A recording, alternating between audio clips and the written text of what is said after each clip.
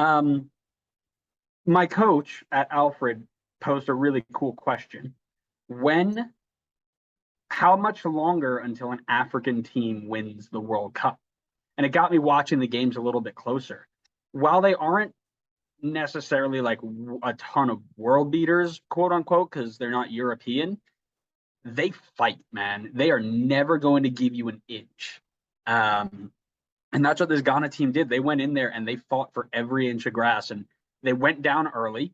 They got beat out by a couple of counters when they were pressing to open it up. But goodness me, did they show fight? And it'll be very interesting to see how other teams handle it.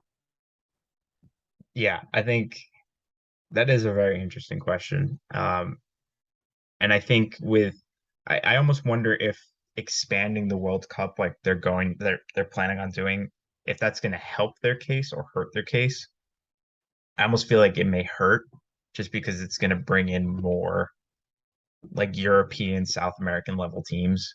Mm-hmm. But you're 100% right. Like I think their physicality and their toughness, their fight is just unrivaled. And I think once they start to like develop the technical game a bit more, just like the same thing that like I think the US needs to work on as well. It really is like the last piece of the puzzle that could make them like a legitimate contender. I mean, Africa produced so many good players.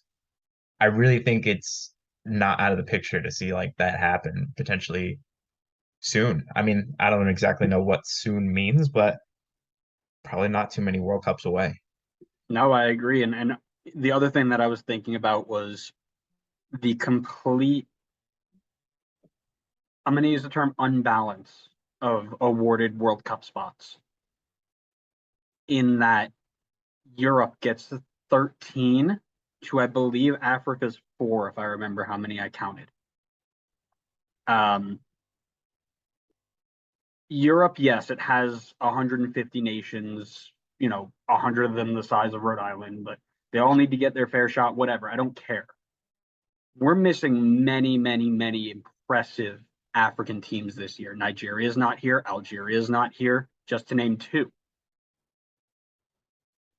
And if we were able to balance that out more, you'd give the Africans a better shot too, and you give the South American, not the South Americans, the North Americans a shot, and the Asian Confederation a shot, and I'd say Oceania, but they're not really in the competition yet.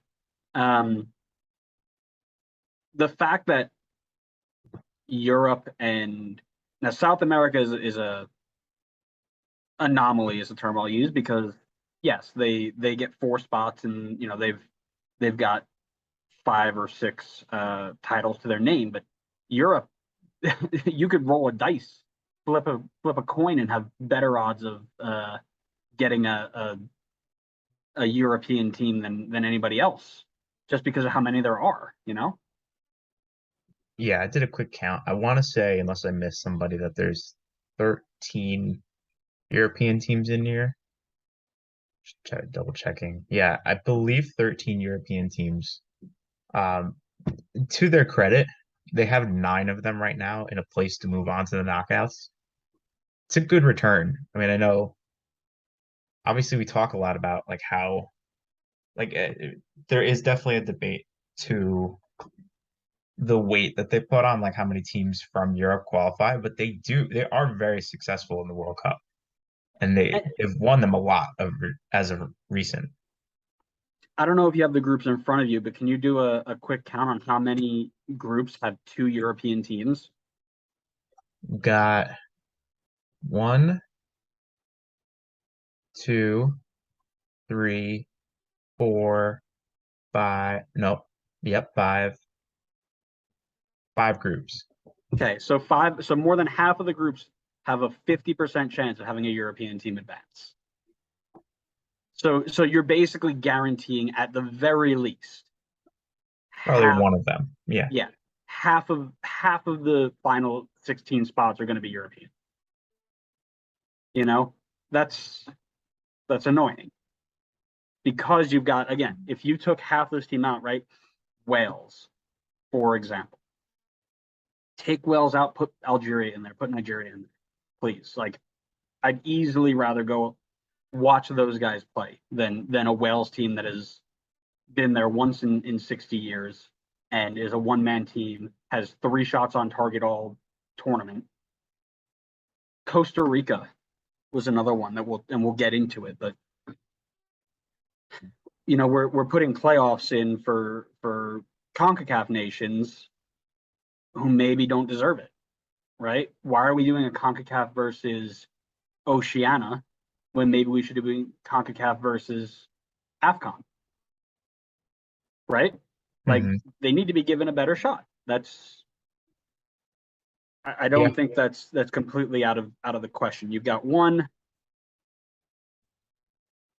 2, 3. Yeah, you've got 4 African teams right now to 13 European teams. Again, and you've got 4 CONCACAF teams. You've got 4 CONMEBOL teams, and then you've got 4 Asian Confederation teams. Is that correct? Yeah, it might be 4 or 5, but it's 4 or 5 across the lot, right? Yeah, they got, I think 5 for, no, 6 for Asia?